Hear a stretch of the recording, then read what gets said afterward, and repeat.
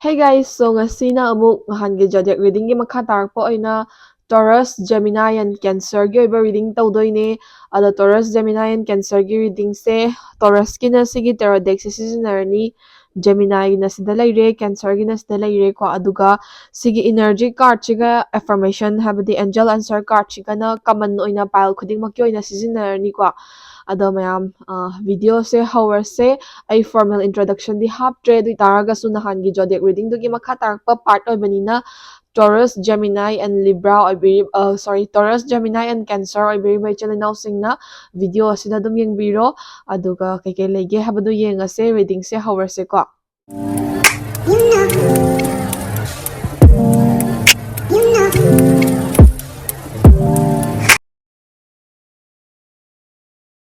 So ahanba pahal akhoi Taurus ki damakta ko Taurus oibiri ichil announcing Taurus se date kya dagi na kya bawno habadu dum reading se hodrikanda adum uchakre and then isa isa gi zodiac ti isa na su hena khangbiramani ko ada Taurus ki damakta 2023 hariba chahi sida hoi hojik already junction badi hore do makata na kai thengnarak pa yai kai hen ma tholak pa yai advice na kari leibano habadu mayam punna yengminarsi ko Taurus ki damakta.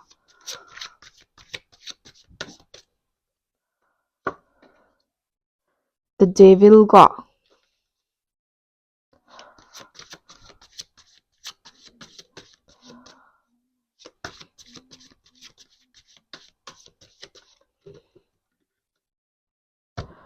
Queen of Wands reverse.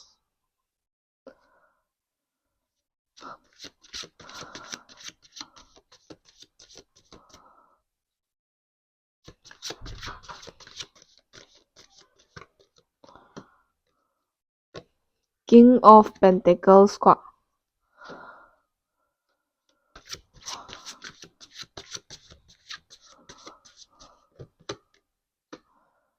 Knight of Cups.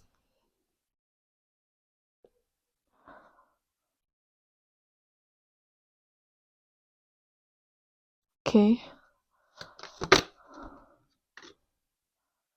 The Tower.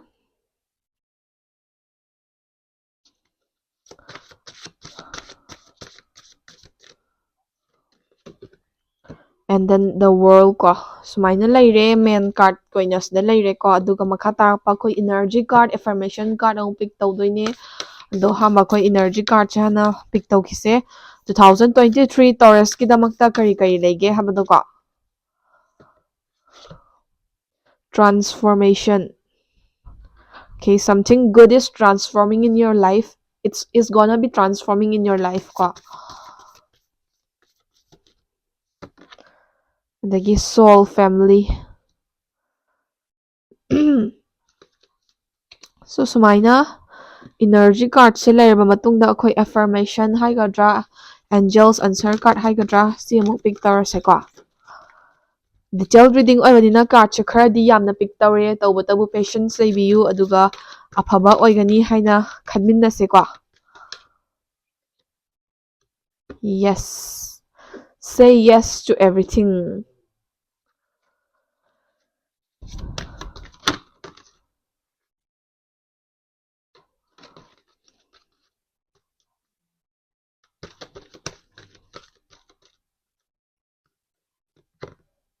You are ready.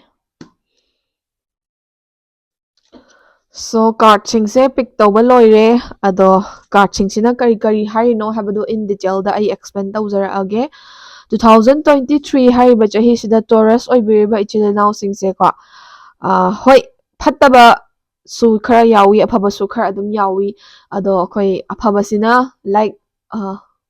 kai haini losilakpagi thamaga phattaba singse hana haijarage ko ahanbada Queen of Wands reverse ko sigi card sigi matungina 2023 hariba chahi se isagi damakta aduki matik busy oiba tight schedule loiba thabak yamna chinba chahi ama oigadawriba maramdi sigi chahi sida isaje isagi career da hena focus tawba isaje grow tawna ba hotna hoba isaje kai haini like independent oina ba hotna hoba adugumba na oibi yai or studies kumbagi na oibi yai isaje kai haini aduki matik matamse yam chinba haitare ko isagidamakta fawa time leijadaba aduna maram oiraga ngasagi thabak chinba ki kaduna maram oiraga career gi oina di jara jara inba ngamkhini ba tawbatabu isagi personal relationship kumba family relation kumba dadi asoiba khara lakadawriba ko asoiba lakani haina hekta phattaba ngakta oigani habidi leite but time and attention piba ngamnaraktabadigi relationship or bonding do kitang gap kumba adugumba khara lakpa yai duduna hoi isagidamakta matambudi leite du taragasu aphangma matam kharada relationship oiro friendship oiro or family gi bu oiro time kharadi dum khaidoknabadi hotnabiyoba ko aduga sigi chahi sida isaje like yamna fierce oiba territorial oiba aingonda su lanbirakanu noida su kaijarwai haiba attitude ta leiba ko adagi same level da mi khuding makka leidanabagi hope thamjaba adagi isada respect tawrpa mi dudi isana su phajna dum respect tawbiba isada respect tawdaba mi dudi isana su respect tawdaba adagi isagi word phajna khangba jaga da na hena attach oraga leiningba adagi ngasagi kai haini kitang mina keno ma tawrpa se isada yamna sentimental oiba yamna hurtful oiba judgmental oiba stage khara da leigani ba ko aduduna isaje emotionally kitang isagi wakhal guma thoughts guma se control tawba ngamna na ba hotna biu haiba advice se card tagi pi ba Furthermore, the devil hariba card che thole eba sigi the devil hariba card gi matungina 2023 hariba chahi sida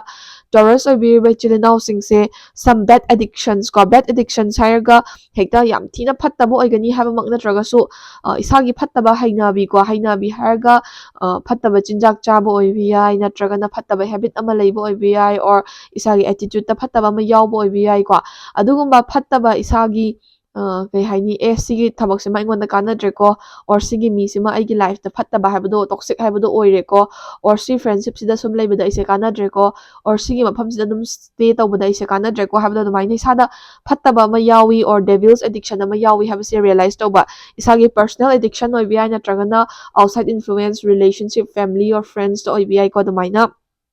isada kanadaba isada mangjaba aduga isaga di loinaraga leiba addiction ama lei habase isana realize tawrakadawriba adu lei khangna khangna thadokpa ngamdaba adugumba khara su go through tawrakadawri habase ma khangjinbiro adumak hain hekta phattaba haraga yam thina phattama to oini haba leite adum minor mile oiba oibi ai ko du taraga su adugumba khara di realize tawraga khangna dum stay tawsalaga leibudo adumai tawba yai na haibako aduna sisina kai advice pi no ha matamda khangna phattaba thaba ama khangna phatre khangna loina ba phatte khangna tawsan base crime ne ba crime means like sin ne ba ko aduna isana phatre na khangdringai gi ne ko khanga amatung da di yari gai thadok pina ba hona biyo ba habdi isana kana da ba isana mangza ba botubu loina le ka do no na tra so mathangda the tower hariba card che thole ko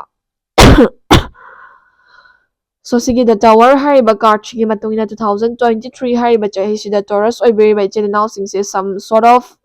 changes khara go through tawdori drastical changes ko drastical changes haraga achoba changes ama describe tawbagi wane phattaba change oigani afaba change oigani habigi guarantee leite ko maybe change tuna isada impact achoba ma piraga su isagi damakta di kana ba ma purakpo oibi ai maybe isagi life tagi toxic career or toxic relationship ama remove tawgaga anauba opportunity ma pirakpo oibi ai or isagi side isana yamna khanjaba loinaramba ama kaina khiba or isana yamna thazana chacharamba lambi amadagi na thairakpagumba damaina changes lakpo oibi ai any type of changes oibi ai but changes khadi lakadawre maybe good changes maybe bad changes but there will be a big change ko 2023 sida duna change to the adapt tawraga chatpa ngamna na bhotna biro phaba bu oigera fattaba bu oigera face ongna bhotna biro ko mathangda aphabagi matang amuk yawre So, Knight of Cups ko. Knight of Cups hariba card chigi matungina 2023 hariba chahi sida kasagi phattaba events or mi miyama thainarapbi ai du taraga so aphaba miyoi khara su isagi life ta loina dori ba ko habadi maybe isagi life ta no relationship ama lakpi ai no friendship ama lakpi ai or already sana hana dagi loina riba leriba circles ina isagi damta aphaba miyama khanbi bo ai ai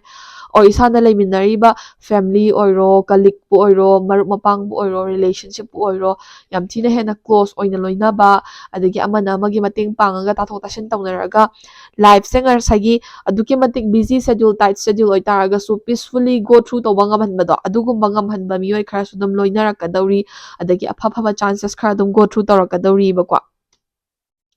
ꯃꯊꯪꯗ king of pentacles ꯀꯣ ꯁꯤꯒꯤ ꯀꯥꯔꯗꯁꯤꯒꯤ ꯃꯇꯨꯡꯏꯟꯅ torch ꯑꯣꯏꯕꯤꯔꯤꯕ ꯏꯆꯤꯜ ꯏꯅꯥꯎꯁꯤꯡꯁꯦ ꯃꯤꯅꯗꯤ ꯈꯪꯕꯤꯗꯕ ꯀꯣ ꯑꯗꯨꯕꯨ ꯏꯁꯥꯅꯗꯤ like some heavy responsibilities ꯈꯔ ꯑꯗꯨꯝ ꯄꯨꯕꯩ ꯇꯥꯏꯞꯇ ꯇꯧꯋꯦꯕ ꯍꯥꯏꯕꯗꯤ ꯏꯃꯨꯡ ꯃꯅꯨꯡꯃꯛꯀꯤ ꯍꯣꯜ responsibility ꯄꯨꯕꯃꯛ ꯅꯠꯇ꯭ꯔꯒꯁꯨ ꯏꯁꯥꯒꯤ ꯑꯣꯏꯕ personal growthꯀꯤꯗꯃꯛꯇ personal careerꯒꯤꯗꯃꯛꯇ ꯑꯆꯧꯕ responsibility ꯑꯃ ꯄꯨꯖꯕꯒꯨꯝꯕ or yes ꯏꯃꯨꯡ ꯃꯅꯨꯡꯁꯨ ꯑꯗꯨꯝ responsibility ꯄꯨꯕ ꯑꯣꯏꯔꯝꯕꯁꯨ ꯌꯥꯏꯀꯣ ꯑꯗꯨꯃꯥꯏꯅ ꯑꯗꯨꯝ ꯍꯣꯠꯅꯖꯕꯗꯨꯅ ꯃꯔꯝ ꯑꯣꯏꯔꯒ ꯊꯕꯛ ꯆꯤꯟꯕ ꯃꯌꯥꯝꯗꯣ ꯈꯥꯡꯉꯒ ꯏꯁꯥꯒꯤꯗꯃꯛꯇ ꯉꯁꯥꯏꯒꯤ ꯃꯥꯏ ꯄꯥꯛꯍꯧꯅꯕ or ꯖꯔꯅꯤꯗꯨꯗ ꯍꯦꯟꯅ ꯑꯦꯗꯚꯥꯟꯁ ꯑꯣꯏꯅꯕ ꯆꯪꯁꯤꯜꯂꯛꯀꯗꯣꯏꯅꯦꯕ ꯁ꯭ꯇꯗꯤꯁꯇꯕꯨ ꯑꯣꯏꯔꯣ ꯀꯦꯔꯤꯌꯔꯗꯕꯨ ꯑꯣꯏꯔꯣꯀꯣ ꯑꯗꯨꯅ 2023 ꯍꯥꯏꯔꯤꯕ ꯆꯍꯤꯁꯤꯗ ꯏꯁꯥꯒꯤ ꯍꯣꯠꯅꯖꯃꯟꯁꯤꯒꯤ ꯔꯤꯇꯔꯟꯁꯦ ꯈꯔ ꯐꯪꯕ ꯉꯝꯕ ꯄꯩꯁꯥ ꯅꯨꯡꯁꯥꯃꯛꯇ ꯑꯣꯏꯔꯒꯁꯨ ꯈꯔ ꯁꯦꯐ ꯇꯧꯕ ꯉꯝꯕ ꯑꯗꯒꯤ ꯂꯥꯏꯐꯁꯦ ꯈꯤꯇꯪ ꯃꯁꯛ ꯊꯣꯛꯅ ꯃꯁꯦꯛ ꯃꯉꯥꯟ ꯅꯥꯏꯅꯀꯣ ꯃꯤꯅ ꯂꯣꯏꯅꯃꯛꯅ ꯅꯠꯇ꯭ꯔꯒꯁꯨ ꯃꯤ ꯈꯔꯅ ꯑꯗꯨꯝ ꯔꯤꯀꯣꯛꯅꯥꯏꯁ ꯇꯧꯔꯒ ꯇꯞꯅ ꯇꯞꯅ ꯕꯤꯜ ꯑꯞ ꯇꯧꯖꯔꯛꯄ ꯉꯝꯕꯒꯤ ꯚꯤꯖꯟ ꯈꯔ ꯄꯤꯌꯦꯕꯀꯣ ꯑꯗꯨꯒ ꯄꯥꯁꯇ ꯑꯗꯨꯝ ꯂꯥꯏꯛ ꯄ꯭ꯔꯤꯚꯤꯌꯁ ꯌꯔꯁ ꯑꯣꯏꯕ ꯌꯥꯏ ꯍꯧꯖꯤꯛꯁꯨ ꯑꯣꯏꯕ ꯌꯥꯏ ꯑꯗꯨꯝ ꯄꯩꯁꯥ ꯅꯨꯡꯁꯥ ꯈꯔ ꯆꯤꯟꯕ ꯄꯩꯁꯥ ꯅꯨꯡꯁꯥ ꯈꯔ ꯁ꯭ꯇꯦꯕꯜ ꯑꯣꯏꯗꯕ ꯈꯔꯁꯨ ꯑꯗꯨꯝ ꯒꯣ ꯊ꯭ꯔꯨ ꯇꯧꯕꯤꯔꯝꯕ ꯌꯥꯏ ꯑꯗꯨꯒꯨꯝꯕꯁꯤꯡꯗꯨꯗꯒꯤ ꯍꯣꯏ ꯂꯣꯏꯅꯃꯛ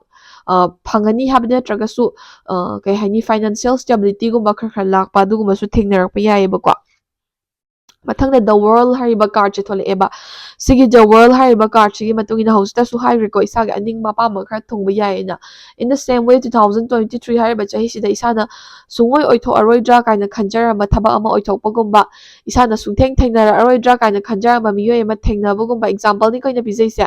ꯑꯗꯒꯤ ꯏꯁꯥꯅ ꯌꯥꯝꯅ ꯄꯥꯝꯖꯅ ꯍꯣꯠꯅꯖꯈꯤꯕ ꯃꯍꯩꯗꯤ ꯆꯥꯕ ꯉꯝꯈꯤꯗꯕ ꯐꯤꯜ ꯑꯃꯗ ꯃꯍꯩ ꯆꯥꯕ ꯐꯪꯉꯛꯄꯒꯨꯝꯕ ꯑꯗꯨꯒꯨꯝꯕ ꯈꯔ ꯊꯦꯡꯅꯔꯛꯄ ꯌꯥꯕꯒꯤ ꯚꯤꯖꯟꯁꯦ ꯗ ꯋꯥꯔꯜ ꯍꯥꯏꯔꯤꯕ ꯀꯥꯔꯗꯁꯤꯅ ꯄꯤꯌꯦꯕꯀꯣ ꯑꯗꯨꯅ 2023 ꯍꯥꯏꯔꯤꯕ ꯆꯍꯤꯁꯤꯗ ꯔꯐ ꯔꯣꯗ ꯁꯇ꯭ꯔꯒꯜ ꯑꯗꯒꯤ ꯂꯝꯕꯤꯒꯨꯝꯕ ꯌꯥꯝꯅ ꯑꯋꯥꯕ ꯃꯌꯥꯝ ꯑꯃ ꯊꯦꯡꯅꯔꯛꯄ ꯌꯥꯏ ꯇꯧꯕꯇꯕꯨ ꯒꯤꯞ ꯑꯞ ꯇꯧꯕꯤꯒꯅꯨ ꯃꯔꯝꯗꯤ ꯏꯁꯥꯒꯤꯗꯃꯛꯇ ꯑꯐꯕ ꯃꯌꯥꯝ ꯑꯃꯅꯁꯨ ꯉꯥꯏꯔꯒ ꯂꯩꯔꯤ ꯍꯥꯏꯕꯁꯦ ꯀꯥꯔꯗꯁꯤꯅ ꯚꯤꯖꯟ ꯄꯤꯌꯦꯕꯀꯣ coming to the energy cards transformation ꯀꯣ 2023 ꯍꯥꯏꯔꯤꯕ ꯆꯍꯤꯁꯤꯗ ꯇꯣꯔꯁ ꯑꯣꯏꯕꯤꯔꯤꯕ ꯏꯆꯤꯜ ꯏꯅꯥꯎꯁꯤꯡꯁꯦ ꯌꯥꯝꯅ ꯐꯖꯕ ꯇ꯭ꯔꯥꯟꯁꯐꯣꯔꯃꯦꯁꯟ ꯑꯃ ꯒꯣ ꯊ꯭ꯔꯨ ꯇꯧꯔꯤ ꯑꯗꯨꯅ ꯉꯁꯥꯏꯒꯤ ꯇꯋꯔ ꯍꯥꯏꯔꯤꯕ ꯀꯥꯔꯗꯇꯨꯅ ꯔꯤꯂꯦꯠ ꯇꯧꯔꯛꯏꯅꯤꯀꯣ ꯍꯥꯏꯕꯗꯤ ꯆꯦꯟꯖꯦꯁ ꯑꯃ ꯂꯥꯛꯄꯗꯒꯤ ꯑꯐꯕ ꯆꯦꯟꯖ ꯂꯥꯛꯄ ꯑꯣꯏꯒꯦꯔꯥ ꯐꯠꯇꯕ ꯆꯦꯟꯖ ꯂꯥꯛꯄ ꯑꯣꯏꯒꯦꯔꯥ ꯆꯦꯟꯖꯦꯁꯇꯨꯗ ꯑꯦꯗꯥꯞ ꯇꯧꯔꯒ ꯏꯁꯥꯁꯦ ꯐꯖꯅ ꯇ꯭ꯔꯥꯟꯁꯐꯣꯔꯃꯦꯁꯟ ꯑꯃ ꯂꯥꯛꯄ ꯌꯥꯏ ꯑꯗꯨꯅ ꯒꯨꯗ ꯇ꯭ꯔꯥꯟꯁꯐꯣꯔꯃꯦꯁꯟ ꯑꯃ ꯂꯧꯅꯅꯕ ꯍꯣꯠꯅꯕꯤꯌꯨꯀꯣ ꯑꯦꯟ ꯗꯦꯟ ꯁꯣꯜ ꯐꯦꯃꯤꯂꯤ ꯍꯥꯏꯔꯤꯕ ꯀꯥꯔꯗꯁꯤꯒꯤ ꯃꯇꯨꯡ ꯏꯟꯅ ꯏꯁꯥꯁꯦ 2023 ꯍꯥꯏꯔꯤꯕ ꯆꯍꯤꯁꯤꯗ ꯌꯥꯝꯅ ꯃꯊꯥ ꯁꯥꯕ ꯁꯤꯆꯨꯋꯦꯁꯟ ꯌꯥꯝꯅ ꯃꯤꯒꯤ ꯍꯦꯜꯞ ꯗꯔꯀꯥꯔ ꯂꯩꯕ ꯃꯇꯝꯗ ꯃꯤꯉꯣꯟꯗ ꯍꯦꯜꯞ ꯍꯥꯏꯖꯕ ꯅꯣꯟꯖꯕꯁꯦ ꯀꯌꯥ ꯉꯝꯖꯗꯕ ꯍꯥꯏꯕꯗ ꯈꯧꯇꯛ ꯆꯥꯕ ꯑꯗꯨꯒꯨꯝꯕ ꯈꯔꯗꯤ ꯐꯥꯎꯕ ꯌꯥꯏꯑꯕꯀꯣ ꯑꯗꯣ ꯏꯁꯥꯅ ꯉꯁꯥꯏꯒꯤ ꯅꯛꯅ ꯂꯣꯏꯅꯈꯤꯕ ꯃꯔꯨꯞ ꯃꯄꯥꯡ ꯈꯔ ꯌꯥꯎꯕ ꯑꯣꯔ ꯏꯁꯥꯒꯤꯗꯃꯛꯇ ꯑꯗꯨꯝ ꯃꯇꯦꯡ ꯄꯥꯡꯕꯤꯒꯗꯕ ꯃꯤꯑꯣꯏ ꯈꯔꯗꯣ ꯑꯗꯨꯒꯨꯝꯕꯗꯗꯤ ꯑꯗꯨꯝ ꯍꯦꯜꯞ ꯂꯧꯕꯒꯨꯝꯕ ꯑꯣꯔ ꯀꯩꯅꯣꯝꯃ ꯇꯥꯊꯣꯛ ꯇꯥꯁꯤꯟ ꯇꯧꯕꯗ ꯆꯤꯡꯅꯕ ꯂꯩꯕꯤꯒꯅꯨ ꯍꯥꯏꯕ ꯑꯦꯗꯚꯥꯏꯁꯁꯦ ꯀꯥꯔꯗꯇꯒꯤ ꯐꯪꯉꯦꯕꯀꯣ and then this affirmation card ko yes sigi yes haiba card sigi matungina say yes to everything that happens in 2023 ko afaba change lakera phattaba change lakera everything yes haraga accept tawraga change to the adapt tawraga chatpa ngamdana ba hotnagadamneba because you are ready to face everything ko aduna loinamak yes haina face tawraga loinamak overcome tawra kanda ga sai stability adagi ningma thuma mayamdo laktoineba aduna changes kudingmak adapt tawba ngamna chatnaba hotnabiyu every situation da yes haraga perform tawnaba hotnabiyu haibe advice se card tagi phangebako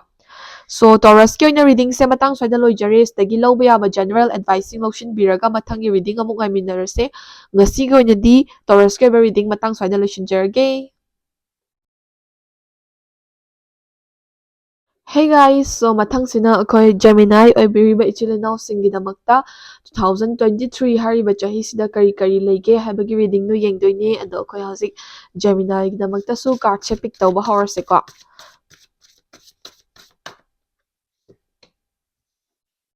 King of Cups,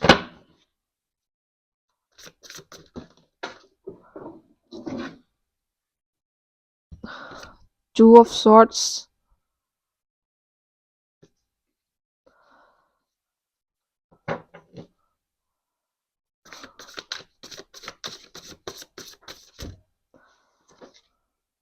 Temperance,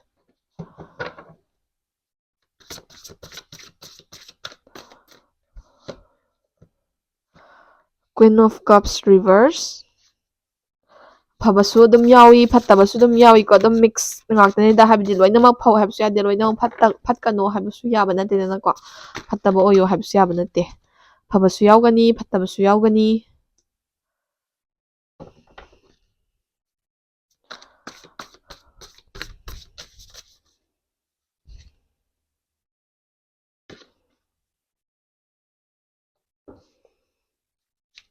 So Gemini-ꯒꯤꯗꯃꯛꯇ ꯀꯥꯔꯠꯁꯦ ꯄꯤꯛ ꯇꯧꯔꯦ ꯍꯧꯖꯤꯛ energy ꯀꯥꯔꯠꯇ ꯑꯃꯨꯛ ꯃꯥꯏ ꯑꯣꯟꯁꯤꯜꯂꯁꯦ Gemini-ꯒꯤꯗꯃꯛꯇ 2023 energy ꯀꯣ The Crumbling Tower Card-ꯀ ꯍꯥꯏꯐꯦꯠ ꯃꯥꯟꯅꯩꯀꯣ ꯁꯤꯒꯤ Crumbling ꯍꯥꯏꯔꯤꯁꯦ Tower Card-ꯇ ꯑꯐꯕ version ꯍꯥꯏꯇꯥꯔꯦ Keepers of the Earth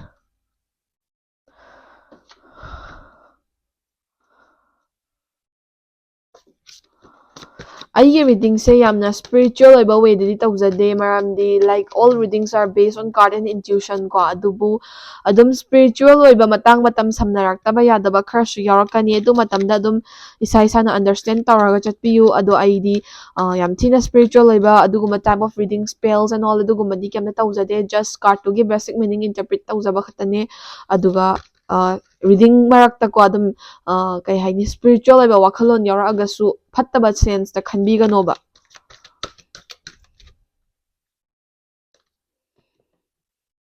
within the next few months ꯍꯥꯏꯀꯣ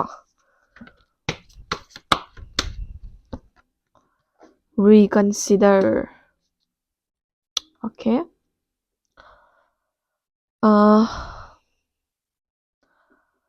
So Gemini-ꯒꯤꯗꯃꯛꯇ ꯀꯥꯔꯠꯁꯦ ꯄꯤꯛ ꯇꯧꯕ ꯂꯣꯏꯔꯦ ꯑꯗꯣ Gemini-ꯒꯤꯗꯃꯛꯇ 2023 ꯁꯤꯗ ꯀꯔꯤ ꯂꯩꯒꯦ ꯍꯥꯏꯕꯗꯨ ꯌꯦꯡꯉꯁꯦ ꯑꯗꯣ ꯐꯥꯔꯁ ꯑꯣꯐ ꯑꯣꯜ ꯑꯩꯈꯣꯏ ꯏꯅꯔꯖꯤ ꯀꯥꯔꯠꯁꯦ ꯌꯥꯝ ꯏꯟꯇꯔꯦꯁꯇꯤꯡ ꯑꯣꯏ ꯑꯗꯨꯅ ꯏꯅꯔꯖꯤ ꯀꯥꯔꯠꯁꯤꯗꯩ ꯍꯧꯔꯁꯦꯀꯣ ꯑꯍꯥꯟꯕꯗ the crumbling ꯍꯥꯏꯕ ꯑꯃꯒ keepers of the art ꯍꯥꯏꯕ ꯑꯃꯒ ꯊꯣꯛꯂꯛꯑꯦ and then within the few months reconsider ꯀꯣ ꯀꯥꯔꯠꯁꯤꯡꯁꯤꯅ ꯀꯔꯤ ꯗꯤꯁꯀ꯭ꯔꯥꯏꯕ ꯇꯧꯒꯦ ꯍꯥꯏꯕ ꯃꯇꯝꯗ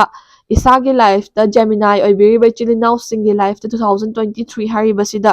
ꯆꯍꯤꯁꯤꯗꯀꯣ some sudden changes ꯈꯔ ꯂꯥꯛꯀꯗꯧꯔꯤꯕ ꯑꯗ changesꯇꯣ ꯂꯥꯛꯄ ꯃꯇꯝꯗ ꯏꯁꯥꯁꯦ changesꯇꯨꯒꯤꯗꯃꯛꯇ ready ꯑꯣꯏꯗꯕ changesꯇꯨꯗ adapt ꯇꯧꯕ ꯉꯝꯗꯕ ꯑꯗꯨꯒꯨꯝꯕ ꯈꯔꯗꯤ ꯊꯦꯡꯅꯔꯛꯀꯅꯤ ꯑꯗꯨꯝ pastꯇ hold on ꯇꯧꯔꯒ ꯌꯥꯜꯂꯒ ꯂꯩꯕꯒꯨꯝꯕ ꯑꯩꯗꯤ ꯁꯤꯒꯤ changeꯁꯦ go through ꯇꯧꯕ ꯉꯝꯃꯣꯏꯀꯣ ꯀꯥꯏꯅ ꯀꯩ ꯍꯥꯏꯅꯤ ꯖꯒꯥ ꯑꯝꯗ ꯁꯨꯃꯥꯏꯅ ꯌꯥꯜꯂꯒ ꯂꯩꯕꯒꯨꯝꯕ ꯑꯗꯨꯒꯨꯝꯕ ꯈꯔ ꯊꯦꯡꯅꯔꯛꯀꯗꯧꯔꯤꯕ ꯇꯧꯕꯇꯕꯨ ꯏꯁꯥꯅ ꯈꯪꯕꯤꯒꯗꯕꯗꯤ ꯏꯁꯥꯒꯤ ꯂꯥꯏꯐꯇ ꯂꯥꯛꯀꯗꯧꯔꯤꯕ ꯆꯦꯟꯖꯁꯦ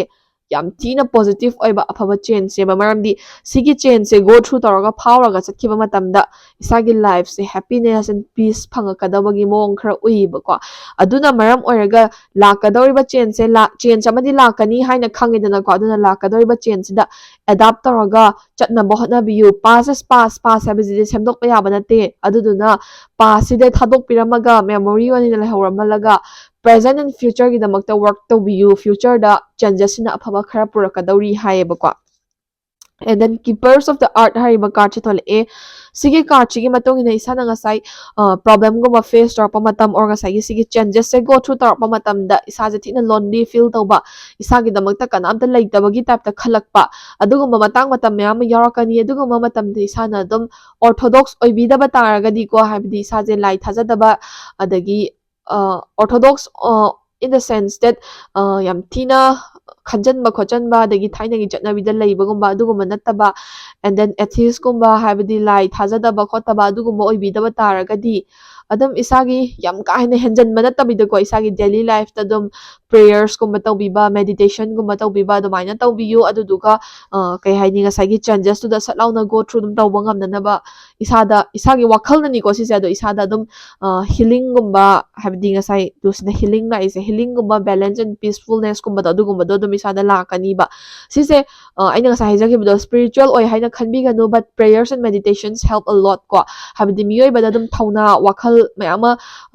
ꯄꯨꯛꯅꯤꯡ ꯊꯧꯒꯠꯄꯤꯕ ꯑꯗꯨꯒꯨꯝꯕ ꯃꯌꯥꯝ ꯐꯪꯕꯅꯦꯕꯀꯣ ꯑꯗꯨꯗꯨꯅ ꯍꯣꯏ ꯑꯦꯊꯤꯁ ꯑꯣꯏꯕꯤꯗ꯭ꯔꯒꯗꯤ and then ꯑꯣꯔꯊꯣꯗꯣꯛꯁ ꯑꯣꯏꯕ ꯌꯥꯝ ꯊꯤꯅ ꯍꯦꯛꯇ ꯆꯪꯁꯤꯟꯕ ꯑꯗꯨꯒꯨꯝꯕꯗꯤ ꯇꯧꯕꯤꯒꯅꯨ ꯑꯗꯨ ꯑꯣꯏꯇꯥꯔꯒꯁꯨ ꯑꯗꯨꯝ ꯄ꯭ꯔꯦꯌꯔꯁꯀꯨꯝꯕ ꯃꯦꯗꯤꯇꯦꯁꯟꯒꯨꯝꯕ ꯑꯗꯨꯝ ꯇꯧꯕꯤꯌꯨ ꯑꯗꯨꯗꯨꯒ ꯉꯁꯥꯏꯒꯤ ꯆꯦꯟꯖꯦꯁꯇꯣ ꯒꯨꯗ ꯆꯦꯟꯖ ꯑꯃ ꯑꯣꯏꯔꯛꯀꯗꯣꯏꯅꯤꯅ ꯑꯣꯚꯔꯀꯝ ꯇꯧꯔꯒ ꯆꯠꯅꯅꯕ ꯐꯥꯎꯗꯠꯂꯒ ꯆꯠꯄ ꯉꯝꯅꯅꯕ ꯍꯣꯠꯅꯕꯤꯌꯣꯕ and then ꯂꯥꯏꯐꯁꯦ ꯉꯁꯥꯏꯒꯤ ꯆꯦꯟꯖꯁꯦ ꯂꯥꯛꯇ꯭ꯔꯤꯉꯩ ꯑꯃꯗꯤ ꯂꯥꯛꯑꯝꯗꯥꯏꯒꯤ ꯄꯤꯔꯤꯌꯗꯁꯤꯗ ꯑꯗꯨꯛꯀꯤ ꯃꯇꯤꯛ ꯁꯇ꯭ꯔꯒꯜꯁꯀꯨꯝꯕ ꯑꯗꯒꯤ ꯑꯋꯥꯕꯒꯨꯝꯕ ꯈꯔ ꯊꯦꯡꯅꯔꯛꯄ ꯌꯥꯏꯑꯕꯀꯣ ꯑꯗꯨꯒꯨꯝꯕ ꯃꯇꯝꯗ ꯏꯁꯥꯁꯦ ꯏꯃꯣꯁꯅꯦꯜꯂꯤ ꯌꯥꯝ ꯗꯥꯎꯟ ꯑꯣꯏꯕꯒꯨꯝꯕ ꯂꯥꯏꯐꯁꯦ ꯊꯤꯅ ꯗꯤꯄ꯭ꯔꯦꯁꯤꯞ ꯑꯣꯏꯔꯛꯄ ꯗꯥꯎꯟ ꯆꯠꯂꯛꯄ ꯑꯗꯨꯒꯨꯝꯕ ꯈꯔ ꯒꯣ ꯊ꯭ꯔꯨ ꯇꯧꯔꯛꯄ ꯌꯥꯏ ꯂꯣꯏꯅꯃꯛꯀꯤ ꯅꯠꯇ꯭ꯔꯒꯁꯨ ꯃꯤꯑꯣꯏ ꯈꯔꯒꯤꯀꯣ ꯑꯗꯨꯅ ꯑꯗꯨꯒꯨꯝꯕ ꯃꯇꯝꯗ ꯏꯁꯥꯅ ꯂꯥꯏꯐꯇ ꯒꯤቭ ꯑꯞ ꯇꯧꯒꯦ ꯑꯣꯔ ꯇꯧꯔꯤꯕ ꯊꯕꯛ ꯑꯝꯗ ꯒꯤቭ ꯑꯞ ꯇꯧꯒꯦ ꯍꯥꯏꯕ ꯈꯟꯕꯤꯒꯅꯨ everything happens for the best ꯀꯣ ꯑꯗꯨꯅ ꯍꯤꯔꯝ ꯈꯨꯗꯤꯡꯃꯛ ꯔꯤꯀꯟꯁꯤꯗꯔ ꯇꯧꯔꯒ ꯕ꯭ꯔꯣꯗꯔ ꯄꯔꯁꯄꯦꯛꯇꯤꯞꯇꯒꯤ ꯌꯦꯡꯅꯅꯕ ꯍꯣꯠꯅꯕꯤꯌꯣ ꯍꯥꯏꯌꯦꯕꯀꯣ and then within the next few months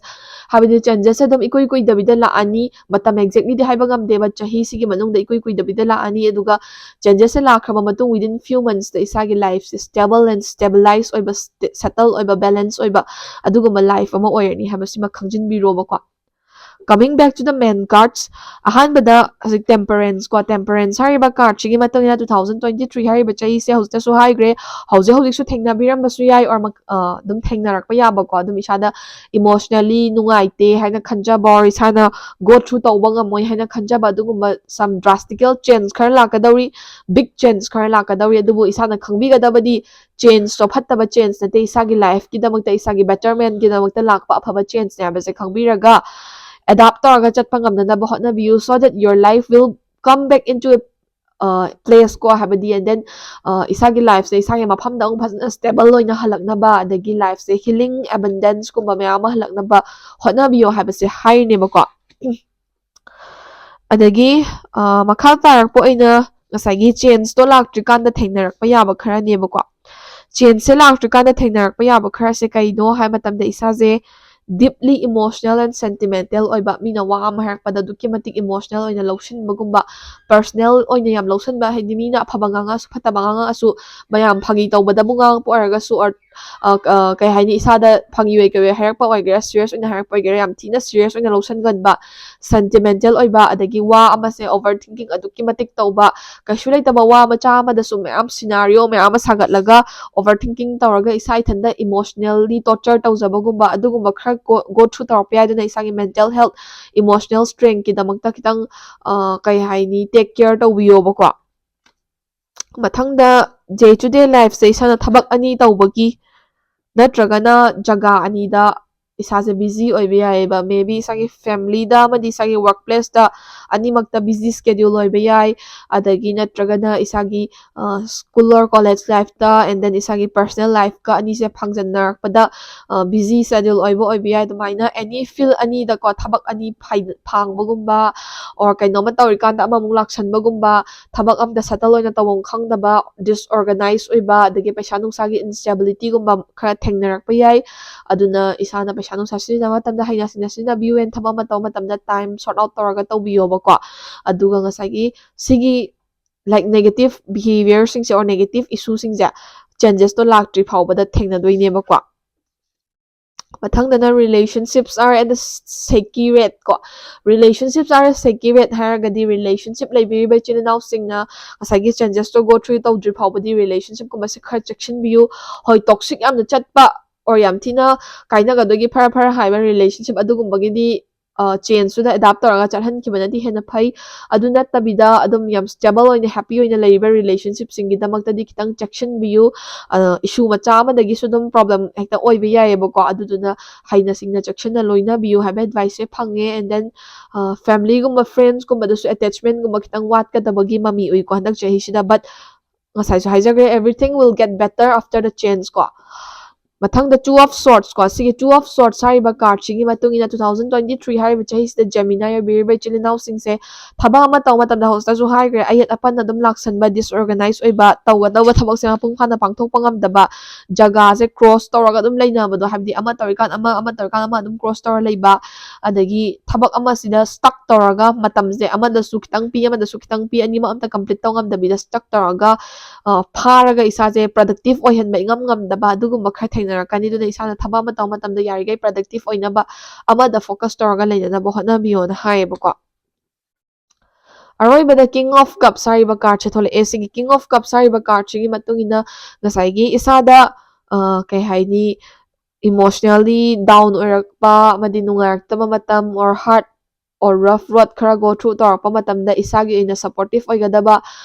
mioi khara dum lay isagi ima ipa parents oibi yai siblings oibi yai relationship leriba mi oibi yai friends oibi yai random stranger amasu oibi yai bako but isagi life ta adum kay haini supportive oiba matam dugi sana go through toriba singduda isagi damakta help tobiba ngamgadaba mi se matam dugi adum tholakani aduna mingodagi su support laraga madi isagi su phajna hotnaraga mental strength emotional strength strong oina leinanaba control taraga hotnabiraga ngasagi changes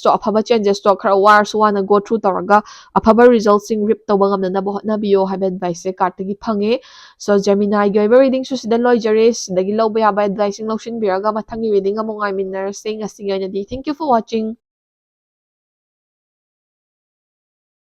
So ngasigi ngasigi oina last but not the least aroiba pile cancer ko cancer haiba zodiac sign se oibiriba actually now singi damakta 2023 haiba chahi sida kai kai lai haibado yengminarase ado 2023 gi damakta cancer gi oiba card sing pick tawrase ko.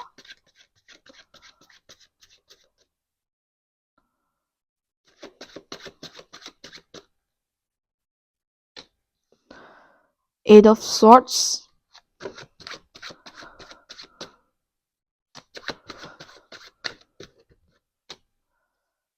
the Emperor, Reverse, Cancer ki 2023 reading, Page of Coins, Page of Cups, sorry.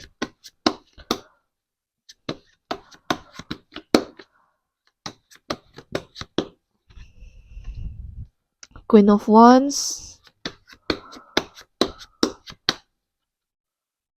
the Hangman Reverse,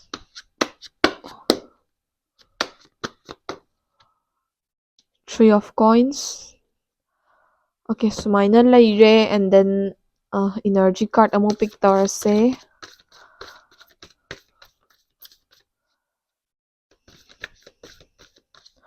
Okay, card sing se interpret tawdrikanda ko. I can amtang haizahauge sida piriba reading se miyoi khodingmakta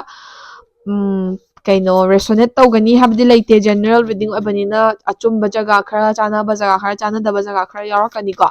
aduma haizahauge maramdi like pirakadoriba interpretation sida chanai chanade habagi question ama arise tawdanaba ko. Warrior woman.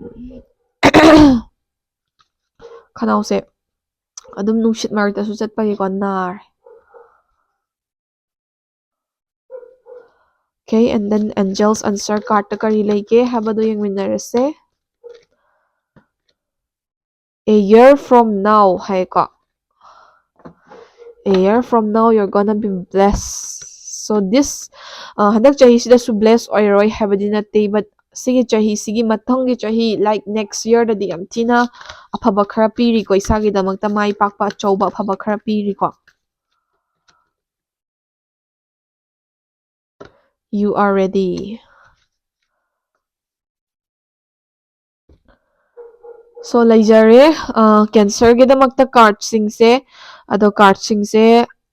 interpret tawba se idom mix na tawzarage ko. First of all 2023 hariba chahi sida card sing se yengminasi ko. 2023 hariba chahi sida isagi life ta adum some sort of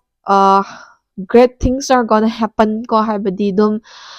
first of all isa se competition amagi winner oibi or isa na yam tanajariba job amada mai pakpa success achieve tawba oibi or isa se relationship kumbada full confirmation phangba maybe marriage or relationship ta pura trust ama gain tawba ngamjaba ko adugumba khara adum oibi adumaina isana apamba khara isana wana struggle taraga phangnanaba hotnajarpa khara phangba yabagi mahai khara ui adu phangaba matungda harau tayamba celebrations khara lakadabagi mami uiba ko adugineba ina marriage haiba wamsu panjaido habidi isagi thabak ama phangbagi mi myam gather taraga achievement do celebrate tawminabani khangde natragana isana relationship kumba stabilize tawbagi marak mapang punda na harau minabani khangde or relationship to marriage ta convert tawbagi enjoy tawbani khangde some sort of isagi winning situation ama ko habidi isana hanadagi desire tawjarakpa aduga phangakpa situation amagi damakta celebration khar tawgadawriba ko simak haina hoi agi video se dum chahi khar nawiba su yengbiramgani mature era basu yengbiramgani ko aduna marriage palene hekta marriage tawgani habanate general reading ni tawbatabu miyoi khar gi de du su oibi yai habane ba ko aduna isagi ꯀꯦꯔꯤꯌꯔꯒꯤꯕꯨ ꯑꯣꯏꯔꯣ ꯂꯥꯏꯔꯤꯛ ꯂꯥꯏꯁꯨꯒꯤ ꯐꯤꯜꯗꯕꯨ ꯑꯣꯏꯔꯣ ꯔꯤꯂꯦꯁꯟꯁꯤꯞꯀꯤ ꯐꯤꯜꯗꯕꯨ ꯑꯣꯏꯔꯣ ꯑꯦꯆꯤꯞꯃꯦꯟ ꯈꯔ ꯐꯪꯕꯗꯒꯤ or ꯏꯁꯥꯒꯤ ꯗꯤꯖꯥꯏꯔꯁ ꯈꯔ fulfil ꯇꯧꯕꯒꯤ ꯃꯤꯑꯣꯏ ꯈꯔ ꯄꯨꯜꯂꯒ ꯍꯔꯥꯎ ꯇꯌꯥꯝꯅ ꯁꯦꯂꯦꯕ꯭ꯔꯦꯠ ꯇꯧꯃꯤꯟꯅꯒꯗꯕꯒꯤ ꯃꯃꯤ ꯈꯔ ꯎꯏꯌꯦꯕꯀꯣ 2023 ꯍꯥꯏꯔꯤꯕ ꯆꯍꯤꯁꯤꯗ ꯑꯣꯀꯦ ꯁꯤ ꯂꯩꯔꯦ and then 2023 ꯍꯥꯏꯔꯤꯕ ꯆꯍꯤꯁꯦ ꯁꯤꯒꯤ ꯆꯍꯤꯁꯤꯗ ꯀꯩꯀꯩ ꯑꯍꯦꯟꯕ ꯊꯦꯡꯅꯔꯛꯄ ꯌꯥꯏ ꯍꯥꯏꯕꯒꯤ ꯃꯔꯝꯗ vision ꯄꯤꯖꯔꯛꯀꯦ so the hangman reverse ꯀꯣ ꯁꯤꯒꯤ the hangman reverse ꯍꯥꯏꯔꯤꯕ ꯀꯥꯔꯗꯁꯤꯒꯤ ꯃꯇꯨꯡ ꯏꯟꯅ 2023 ꯍꯥꯏꯔꯤꯕ ꯆꯍꯤꯁꯤꯗ ꯀꯦꯟꯁꯔ ꯑꯣꯏꯕꯤꯔꯤꯕ ꯏꯆꯤꯜ ꯏꯅꯥꯎꯁꯤꯡꯁꯦ ꯀꯥꯟꯅꯗꯕ ꯃꯐꯝꯗ ꯑꯣꯔ ꯀꯥꯟꯅꯗꯕ ꯖꯒꯥꯗ ꯏꯁꯥꯒꯤ ꯇꯥꯏꯝ ꯑꯦꯐꯔꯠ ꯃꯅꯤꯒꯨꯝꯕ ꯋꯦꯁ ꯇꯧꯕ ꯀꯣ ꯍꯥꯏꯕꯗꯤ ꯏꯁꯥꯗ ꯌꯥꯝ ꯀꯥ ꯍꯦꯟꯅ ꯄ꯭ꯔꯗꯛꯇꯤꯞ ꯑꯣꯏꯔꯣꯏꯗꯕ ꯑꯣꯔ ꯃꯤꯅꯁꯨ ꯈꯪꯕꯤꯔꯣꯏꯗꯕ ꯃꯐꯝꯗ ꯏꯁꯥꯅ ꯃꯤꯒꯤ ꯃꯇꯦꯡ ꯄꯥꯡꯊꯣꯛꯄꯕꯨ ꯑꯣꯏꯔꯣ ꯍꯣꯏ ꯃꯇꯦꯡ ꯄꯥꯡꯕꯕꯨꯗꯤ ꯒꯨꯗ ꯀꯔꯃ ꯍꯜꯂꯛꯀꯅꯤ ꯕꯠ ꯃꯇꯦꯡ ꯄꯥꯡꯊꯣꯛꯄꯕꯨ ꯑꯣꯏꯔꯣ ꯑꯣꯔ ꯃꯤꯅ ꯈꯪꯕꯤꯗꯕ ꯖꯒꯥꯗ ꯏꯁꯥꯅ ꯑꯦꯐꯔꯠ ꯊꯥꯗꯕꯕꯨ ꯑꯣꯏꯔꯣ ꯑꯣꯔ ꯏꯁꯥꯗ ꯌꯥꯝꯅ ꯃꯥꯡꯖꯒꯗꯕ ꯀꯥꯟꯅꯔꯣꯏꯗꯕ ꯁꯤꯆꯨꯋꯦꯁꯟ ꯈꯔꯗ ꯏꯁꯥꯅ ꯄꯩꯁꯥ ꯏꯟꯚꯦꯁ ꯇꯧꯕꯕꯨ ꯑꯣꯏꯔꯣ ꯑꯦꯛꯖꯥꯝꯄꯜꯅꯤꯀꯣ ꯑꯩꯅ ꯄꯤꯖꯩꯁꯦ ꯀꯥꯟꯅꯗꯕ ꯃꯐꯝ ꯑꯣꯔ ꯀꯥꯟꯅꯗꯕ ꯖꯒꯥꯗ ꯏꯁꯥꯒꯤ ꯇꯥꯏꯝ ꯑꯦꯐꯔꯠ ꯃꯅꯤꯒꯨꯝꯕ ꯈꯔ ꯋꯦꯁ ꯇꯧꯔꯛꯀꯗꯧꯕꯒꯤ ꯃꯃꯤ ꯎꯏ ꯑꯗꯨꯅ ꯏꯁꯥꯅ ꯀꯥꯟꯅꯗ꯭ꯔꯦ ꯍꯥꯏꯕꯗꯣ ꯈꯪꯉꯒ ꯂꯩꯔꯕ ꯖꯒꯥꯗꯨꯗꯗꯤ ꯆꯪꯁꯤꯜꯂꯒ ꯑꯗꯨꯒꯨꯝꯕꯗꯣ ꯇꯧꯕꯤꯒꯅꯨ ꯑꯦꯟ ꯗꯦꯟ ꯏꯁꯥꯅ ꯑꯦꯋꯦꯌꯔ ꯑꯣꯏꯗꯕ ꯑꯣꯏꯔꯒꯁꯨ ꯄꯩꯁꯥ ꯅꯨꯡꯁꯥ ꯁꯤꯖꯤꯟꯅꯕꯗꯕꯨ ꯑꯣꯏꯔꯒꯁꯨ ꯑꯣꯔ ꯃꯤꯉꯣꯟꯗ ꯏꯁꯥꯒꯤ ꯑꯦꯐꯔꯠ ꯑꯣꯔ ꯀꯥꯏꯟꯗꯅꯦꯁ ꯁꯣ ꯇꯧꯕꯗꯕꯨ ꯑꯣꯏꯔꯒꯁꯨ ꯈꯤꯇꯪ ꯂꯥꯏꯛ ꯂꯤꯃꯤꯠꯇꯣ ꯈꯪꯕꯤꯌꯣ ꯍꯥꯏꯕꯅꯦꯕꯀꯣ ꯍꯥꯏꯕꯗꯤ ꯑꯗꯨꯝ ꯀꯥꯟꯅꯗꯕꯤꯗ ꯋꯦꯁ ꯇꯧꯔꯒ ꯂꯩꯔꯒꯗꯤ ꯃꯥꯡꯖꯩꯗꯅꯀꯣ Coming back to the main cards 2023 ꯍꯥꯏꯔꯤꯕ ꯆꯍꯤꯁꯤꯒꯤ ꯑꯗꯨꯝ beginning stages ꯏꯀꯨꯏ ꯀꯨꯏꯗꯕ ꯃꯇꯝꯁꯤꯗ ꯏꯁꯥꯁꯦ ꯀꯤꯊꯤꯛꯀꯤꯔꯨꯝ ꯇꯧꯕ ꯊꯕꯛ ꯑꯃ ꯇꯧꯕ ꯃꯇꯝꯗ fully advance ꯇꯧꯕ ꯉꯝꯗꯕ ꯏꯁꯥꯗ ꯑꯗꯨꯝ doubts and limitations ꯀꯨꯝꯕ ꯂꯩꯕ ꯑꯩꯅ ꯁꯤ ꯊꯕꯛꯁꯦ ꯇꯧꯔꯗꯤ ꯃꯤꯅ ꯀꯔꯤ ꯈꯟꯈꯤꯅꯤ or ꯁꯤ ꯊꯕꯛꯁꯦ ꯄꯥꯡꯊꯣꯛꯄꯗ ꯃꯥꯏ ꯄꯥꯛꯀꯗ꯭ꯔꯥ ꯄꯥꯛꯑꯣꯏꯗ꯭ꯔꯥ ꯑꯗꯒꯤ ꯑꯩꯅ ꯃꯉꯣꯟꯗ ꯁꯤ ꯍꯥꯏꯔꯨꯕꯗ ꯃꯥꯅ ꯁꯤ ꯈꯟꯒꯗ꯭ꯔꯥ ꯑꯗꯨꯃꯥꯏꯅ overthinking ꯇꯧꯔꯒ ꯏꯁꯥꯁꯦ doubts limitations and restrictions ꯑꯗꯨꯝ surround ꯇꯧꯔꯒ ꯂꯩꯖꯕ ꯑꯗꯒꯤ ꯂꯥꯏꯛ ꯊꯕꯛꯃꯛꯇꯕꯨ ꯑꯣꯏꯔꯣ ꯔꯨꯜ ꯃꯌꯥꯝ ꯑꯃꯅ ꯕꯥꯎꯟ ꯇꯧꯔꯒ ꯏꯁꯥꯒꯤ ꯑꯄꯥꯝꯕ ꯄꯥꯡꯊꯣꯛꯄ ꯉꯝꯗꯕ ꯑꯦꯛꯖꯥꯝꯄꯜꯅꯤꯀꯣ ꯑꯩꯅ ꯄꯤꯖꯩꯁꯦ ꯑꯗꯨꯒꯨꯝꯕ ꯈꯔ ꯗꯥꯎꯠꯁ ꯂꯤꯃꯤꯇꯦꯁꯟꯁ ꯈꯔꯅ ꯑꯗꯨꯝ ꯐꯤꯜ ꯇꯧꯕ ꯌꯥꯏ ꯑꯗꯨꯗꯨꯅ ꯉꯁꯥꯏꯒꯤ ꯏꯁꯥꯅ ꯊꯕꯛ ꯑꯃ ꯇꯧꯕ ꯃꯇꯝꯗ ꯗꯥꯎꯠꯁ ꯂꯤꯃꯤꯇꯦꯁꯟꯁꯅ ꯐꯤꯜ ꯇꯧꯔꯒ ꯂꯩꯔꯒꯗꯤ ꯊꯕꯛꯇꯣ ꯃꯄꯨꯡ ꯐꯥꯅ ꯄꯥꯡꯊꯣꯛꯄ ꯉꯝꯃꯣꯏꯗꯣꯏꯅꯦꯕ ꯀꯤꯊꯤꯛꯀꯤꯔꯨꯝ ꯇꯧꯔꯒ ꯃꯤꯒꯤ ꯃꯈꯥ ꯄꯣꯜꯂꯒ ꯂꯩꯕꯩ ꯇꯥꯏꯞꯇ ꯁꯨꯝ ꯇꯧꯗꯣꯏꯅꯦꯕꯀꯣ ꯑꯗꯨꯅ ꯌꯦꯁ ꯃꯤꯒꯤ ꯃꯈꯥ ꯊꯥꯒꯗꯕꯅꯤ ꯍꯥꯏꯕꯗꯤ ꯂꯥꯏꯛ ꯃꯤꯒꯤ ꯃꯈꯥ ꯊꯥꯕꯁꯤꯗ ꯍꯦꯛꯇ ꯐꯠꯇꯕ ꯉꯥꯛꯇ ꯑꯣꯏꯔꯅꯤ ꯑꯣꯔ ꯃꯤꯅ ꯐꯠꯇꯅ ꯌꯦꯡꯉꯅꯤ ꯍꯥꯏꯕ ꯀꯩꯁꯨ ꯂꯩꯇꯦꯕꯀꯣ ꯏꯁꯥꯒꯤ ꯁꯔꯚꯥꯏꯚꯦꯜꯒꯤꯗꯃꯛꯇ ꯑꯦꯅꯤꯊꯤꯡ ꯇꯧꯕ ꯌꯥꯏꯑꯕ ꯑꯗꯨ ꯑꯣꯏꯇꯥꯔꯒꯁꯨ ꯏꯁꯥꯅ ꯉꯁꯥꯏ ꯊꯕꯛ ꯑꯃ ꯇꯧꯕ ꯃꯇꯝꯗ ꯀꯤꯊꯤꯛꯀꯤꯔꯨꯝ ꯇꯧꯔꯒ ꯂꯩ ꯇꯥꯔꯒꯗꯤ ꯃꯤꯅ ꯑꯦꯗꯚꯥꯟꯇꯦꯖ ꯂꯧꯁꯤꯜꯂꯛꯀꯅꯤꯕꯀꯣ ꯑꯗꯨꯅ ꯏꯁꯥꯅ ꯌꯥꯔꯤꯈꯩ ꯏꯁꯥꯒꯤ ꯋꯤꯡꯁ ꯀꯛꯊꯠꯄꯤꯒꯅꯨ ꯏꯁꯥꯅ ꯏꯁꯥꯕꯨ ꯋꯤꯡꯁ ꯑꯣꯏꯅ ꯍꯥꯞꯄꯤꯌꯨ ꯑꯗꯨꯒ ꯀꯟꯐꯤꯗꯦꯟꯁ ꯂꯩꯕꯤꯌꯨ ꯑꯗꯒꯤ ꯑꯣꯚꯔ ꯀꯟꯐꯤꯗꯦꯟꯇꯤ ꯑꯣꯏꯕꯤꯒꯅꯨ ꯍꯥꯏꯕ ꯑꯦꯗꯚꯥꯏꯁꯁꯦ ꯄꯤꯌꯦꯕꯀꯣ So the Emperor ꯍꯥꯏꯔꯤꯕ ꯀꯥꯔꯗꯁꯦ ꯔꯤꯚꯔꯁ ꯊꯣꯛꯂꯛꯑꯦ ꯁꯤꯒꯤ ꯀꯥꯔꯗꯁꯤꯒꯤ ꯃꯇꯨꯡ ꯏꯟꯅ ꯀꯦꯟꯁꯔ ꯑꯣꯏꯕꯤꯔꯤꯕ ꯏꯆꯤꯜ ꯏꯅꯥꯎꯁꯤꯡꯁꯦ 2023 ꯍꯥꯏꯔꯤꯕ ꯆꯍꯤꯁꯤꯗ ꯏꯁꯥꯒꯤ ꯏꯊꯛ ꯊꯣꯡꯕ ꯏꯃꯨꯡ ꯃꯅꯨꯡꯒꯤ ꯃꯤꯑꯣꯏ ꯍꯥꯏꯕꯗꯤ ꯏꯃꯥ ꯄꯥꯕꯨꯡꯅ ꯑꯣꯏꯕ ꯌꯥꯏ ꯑꯣꯔ ꯏꯆꯤꯜ ꯏꯅꯥꯎ ꯏꯊꯛ ꯊꯣꯡꯕꯅ ꯑꯣꯏꯕ ꯌꯥꯏ ꯑꯣꯔ ꯏꯁꯥꯒꯤ ꯋꯥꯔꯛ ꯄ꯭ꯂꯦꯁꯀꯨꯝꯕ ꯏꯟꯁꯇꯤꯇ꯭ꯌꯨꯠꯀꯨꯝꯕꯗ ꯏꯁꯥꯒꯤ ꯇꯤꯆꯔ ꯑꯣꯏꯔꯣ ꯏꯁꯥꯒꯤ ꯃꯊꯛꯇ ꯁꯤꯅꯤꯌꯔ ꯄꯣꯖꯤꯁꯟꯗ ꯂꯩꯕ ꯃꯤꯑꯣꯏꯅꯕꯨ ꯑꯣꯏꯔꯣ ꯏꯁꯥꯗ ꯑꯗꯨꯝ ꯔꯨꯜꯁ ꯑꯦꯟ ꯔꯤꯒꯨꯂꯦꯁꯟꯁ ꯈꯔ ꯏꯝꯄꯣꯁ ꯇꯧꯔꯛꯄ ꯉꯁꯥꯏꯒꯤ ꯕꯥꯎꯟ ꯇꯧꯔꯒ ꯊꯝꯕꯒꯨꯝꯕ ꯑꯗꯒꯤ ꯏꯁꯥꯗ ꯑꯗꯨꯝ ꯌꯦꯡꯁꯤꯟꯕ ꯅꯨꯡꯉꯥꯏꯅꯗꯕ ꯑꯗꯨꯒꯨꯝꯕ ꯈꯔ ꯊꯣꯛꯂꯛꯄ ꯌꯥꯏ ꯇꯧꯕꯇꯕꯨ ꯂꯥꯏꯛ ꯏꯁꯥꯒꯤ ꯏꯊꯛ ꯊꯣꯡꯕꯁꯤꯡꯒꯤ ꯋꯥ ꯇꯥꯕꯁꯦ ꯍꯣꯏ ꯏꯁꯥꯗ ꯌꯥꯝꯅ ꯃꯥꯡꯖꯔꯒꯕꯨꯗꯤ ꯇꯥꯗ꯭ꯔꯒꯁꯨ ꯌꯥꯏ ꯕꯠ ꯀꯩ ꯍꯥꯏꯅꯤ ꯃꯣꯏꯒꯤ ꯑꯒꯦꯟꯁꯇ ꯆꯠꯄꯕꯨꯗꯤ ꯃꯣꯏꯕꯨ ꯌꯥꯅꯕ ꯂꯣꯏꯅꯔꯒ ꯆꯠꯄꯅꯗꯤ ꯍꯦꯟꯅ ꯐꯅꯤꯕꯀꯣ ꯑꯗꯨꯕꯨ ꯁꯤꯆꯨꯋꯦꯁꯟꯗꯨꯒꯤ ꯃꯈꯥ ꯄꯣꯟꯅ ꯗꯤꯄꯦꯟꯕꯨꯗꯤ ꯇꯧꯋꯦ ꯏꯁꯥꯗ ꯌꯥꯝꯅ ꯁꯦꯜꯐ ꯔꯦꯁꯄꯦꯛꯇ ꯍꯔꯠ ꯇꯧꯕ ꯈꯣꯠꯄ ꯑꯗꯨꯃꯥꯏꯅ ꯇꯧꯔꯒꯕꯨꯗꯤ yes you can fight back but manage ꯇꯧꯕ ꯌꯥꯕ ꯀꯝꯄ꯭ꯔꯣꯃꯥꯏꯁ ꯇꯧꯕ ꯌꯥꯕ ꯖꯒꯥꯗꯗꯤ ꯀꯝꯄ꯭ꯔꯣꯃꯥꯏꯁ ꯇꯧꯔꯒ ꯍꯩꯅ ꯁꯤꯡꯅ ꯑꯗꯨꯝ ꯆꯠꯅꯅꯕ ꯍꯣꯠꯅꯕꯤꯌꯣꯕꯀꯣ Coming back to the positive cards, Page of Cups and then Queen of Wands ko. Page of Cups hariba card si matungina 2023 hariba chahisida hoi romantic kay haini moon se romantic moon habdi romantic oiba synergy or energy se yamna build up tawbay tap tawe habdi isagi relationship gumba se hena strongly bonding tawrpagumba adagi imung manung family ga ngasagi hoi matangna matamna nungainadaba khara yarak taragasu adum amuk kay haini yam thina close oibagumba yam thina bonding do strong oisanbagumba adagi friends mayam ama punbabu oiro isase emotionally and mentally peaceful oina enjoy tawba ngamba life se kitang settle and organize oina enjoy tawba ngamba adugumbagi mami khara adum pi aduna ngasagi 2023 hariba chahisida stress to yam ka hena lawsandabida enjoy tawthokpibasu khara tambiyoba maramdi life na enjoy taw haina piringai matamda enjoy tahogadabanebako ꯃꯊꯪꯗ Queen of Wands ꯍꯥꯏꯔꯤꯕ ꯀꯥꯔꯠꯁꯤꯒꯤ ꯃꯇꯨꯡ ꯏꯟꯅ enjoy ꯇꯧ ꯍꯥꯏꯌꯦꯅ ꯑꯗꯨꯝ ꯏꯁꯥꯒꯤ ꯃꯇꯝ ꯄꯨꯝꯅꯃꯛ enjoy ꯇꯧꯊꯣꯛꯑꯒ ꯂꯩꯕꯗꯤ ꯌꯥꯕ ꯅꯠꯇꯦ ꯃꯤꯑꯣꯏꯕꯅꯤ ꯍꯤꯡꯗꯕ ꯌꯥꯗꯦꯀꯣ ꯑꯗꯨꯅ ꯏꯁꯥꯒꯤ ꯂꯥꯏꯐꯀꯤ ꯑꯣꯏꯕ ꯗꯦ ꯇꯨ ꯗꯦ ꯂꯥꯏꯐꯀꯤ ꯃꯤ ꯈꯨꯗꯤꯡꯃꯛ struggle and journey ꯊꯦꯡꯅꯩ ꯑꯗꯨꯒꯨꯝꯕ ꯃꯌꯥꯝꯗꯨꯗ ꯖꯔꯅꯤꯗꯨꯗ ꯆꯪꯁꯤꯜꯂꯛꯄ ꯃꯇꯝꯗ ꯉꯁꯥꯏꯒꯤ enjoymentꯒꯤ ꯃꯇꯝꯗꯨꯗ enjoy ꯇꯧꯔꯒꯁꯨ ꯏꯁꯥꯒꯤ ꯊꯕꯛ ꯁꯨꯒꯗꯕ ꯃꯇꯝ ꯏꯁꯥꯒꯤ focus ꯇꯧꯒꯗꯕ ꯃꯇꯝ ꯏꯁꯥꯒꯤ ꯂꯥꯏꯔꯤꯛ ꯂꯥꯏꯁꯨ ꯄꯥꯒꯗꯕ ꯃꯇꯝꯗꯗꯤ ꯑꯗꯨꯒꯤ ꯃꯇꯝꯗꯨꯗꯁꯨ ꯁꯣꯏꯗꯅꯕ ꯑꯗꯨꯝ ꯍꯣꯠꯅꯕꯤꯌꯣꯕ ꯃꯔꯝꯗꯤ ꯂꯥꯏꯐ ꯍꯥꯏꯁꯦ ꯕꯦꯂꯦꯟꯁ ꯊꯝꯒꯗꯕꯅꯦꯕ ꯍꯔꯥꯎ ꯇꯌꯥꯝꯕꯁꯨ ꯌꯥꯎꯒꯅꯤ ꯋꯥꯅ ꯍꯣꯠꯅꯔꯛꯄ ꯃꯇꯝꯁꯨ ꯌꯥꯎꯒꯅꯤ ꯑꯗꯨ ꯃꯌꯥꯝꯗꯣ ꯀꯝꯕꯥꯏꯟ ꯇꯧꯔꯒ ꯕꯦꯂꯦꯟꯁ ꯑꯣꯏꯔꯀꯥꯟꯗ ꯂꯥꯏꯐꯁꯦ ꯁ꯭ꯇꯦꯕꯤꯂꯥꯏꯁ ꯇꯧꯔꯛꯇꯣꯏꯅꯦꯕꯀꯣ ꯑꯗꯨꯅ ꯏꯁꯥꯒꯤ ꯀꯦꯔꯤꯌꯔꯒꯨꯝꯕꯗꯁꯨ ꯑꯦꯗꯚꯥꯟꯁꯃꯦꯟ ꯈꯔ ꯎꯕ ꯐꯪꯉꯦ ꯍꯥꯏꯕꯗꯤ maybe you'll get a promotion or maybe you'll get some more like salary or for example you'll get some good grades in your exams ko studentsinggi oina adumaina isagi careergumba or studiesgumbagi fielddasu kitang advancement khara uba phangi but it will depend on your effort line ida thadaraktoini nate effort ta depend tawrtoini ko aduna ngasagi thabak tawgadaba matam or like pagadaba matamdasu pabiyu matam chana enjoy tawgadaba matamdasu tawbiyo bako makha tarakpa energy card ta warrior woman ko sigi warrior woman hariba card sigi matungina cancer oibiriba chinana singi 2023 sida harau tayamba moments mayam yaram mayai but harau tayamba moments to yawnanaba changshinba hotnabada isaje warrior ama oidaba yaroi dawri baduna isana kai haini lakpa khudingmak isagi lambida lakpa khudingmak overcome taraga thengainaba ngamaga chatnanaba hotnabiyo so that you can reach the stabilization and peaceful state of mind ko habidi isagi stable oiba balance oiba lifestyle do yawnanaba hotnabada 2023 se stable oina chatnanaba chatkinaba hotnabada warrior ama oiba darkar oigani kanna fight tawba hotnaba darkar oigani give up tawbiganu fight tawbiyo habaneba ko you are ready now haisinasu ko ngasagi like isaje warrior ama oibada amadi life ki consequences mayam ama life na pirak toriba mayam se face tawbagi damakta ready oire haineba card sina haise ko aduna ready oirabani na kanna hotna biro and then after a year from now you're gonna get very vast opportunities habi 2023 se sidi struggle mayam thengna bi ai but afabasu mayam lai ko 23 se hek loibadagi 2024 se am afaba chahi glorious oiba chahi mo oigadabagi vision uiba ko